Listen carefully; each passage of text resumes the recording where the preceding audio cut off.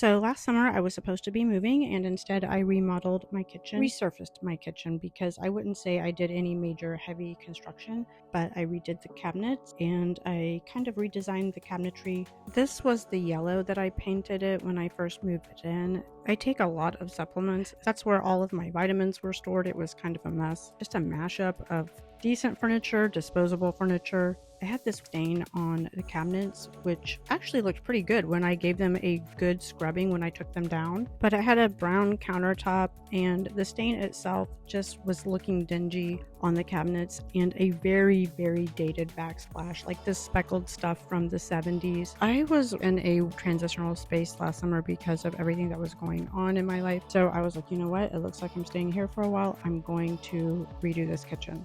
I wanted to preserve the frame of the door where I had marked his height since first grade, the year we moved in, and this was last summer when he was a freshman. Because of the salons I'm used to, I'm used to resurfacing things. Here is that backsplash. I wanted to brighten everything up. I have had some good luck with tile paint, so I wanted to brighten up the back with that.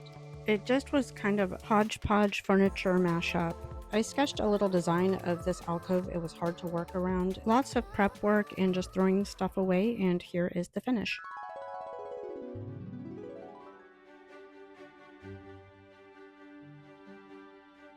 Buying a high quality paint really does matter when you're doing any project like this. I bought these two corner cabinets and the little corner shelves, and I think it really made this alcove so much brighter and efficient with storage. This is a 70s style raised ranch. It faces the south, so it gets a lot of natural sunlight, and I wanted to capitalize on that by having brighter, softer colors. I don't like dark colors. It's just my personal preference. I have never been one for dark, bold colors in a home. I like everything bright, airy feeling. My grandfather was a builder in the 70s and 80s, and the home decor and design at the time was a Spanish Renaissance, and I just don't like dark because of that. I think I grew up in homes that had a lot of that inside of it. Right before this project, I redid the deck by painting it white, and it really opens up into the brightness of the back of the house. I like easy, so I did a peel and stick silicone corner grout, so that really keeps gunk from collecting where the countertop and the tile meet. It's all the little things you don't think about until you're in the project, like having to replace the light switch covers so that they match the new tile backsplash, which look how bright that tile is now. And a year later, it has worn perfectly. It has not chipped. I can clean it off with any cleaner and it doesn't scratch the tile paint. I bought new drawer pulls and cabinet hardware. I took the hinges off and cleaned them really well and repurposed those because these are older cabinets. They're well constructed cabinets. They're the old oak cabinets, so I did spray paint those. I just really love the way this alcove turned out. This left wall over here was a mess before, so I ordered this tall cabinet from Amazon. This piece was an old salon station and it had these inserts. That cart is from the original Studio 39 on 39th Street. I bought some carts from Target back when you could still buy assemble furniture, and it was pretty good furniture. So I repurposed it. I replaced the handles, but this thing is from 2001. It's really held up. So I had some stencils and peel and stick backsplash left over from the liquid salon. I did an opposite design so I could switch them out if I wanted to. I had some extra pendant lights we didn't use at the last remodel at the downtown salon.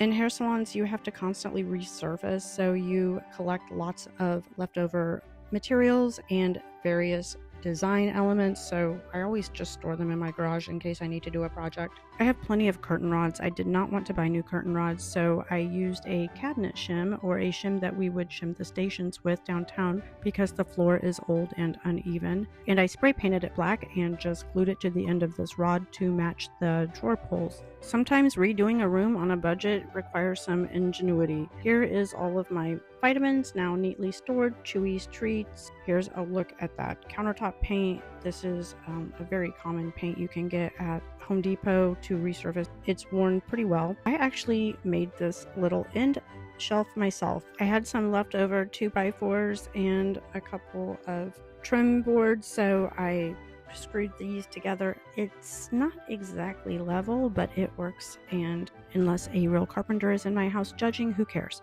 So before and afters speak 1,000 words, and I think these really show side by side the difference this resurfacing remodel made in this space.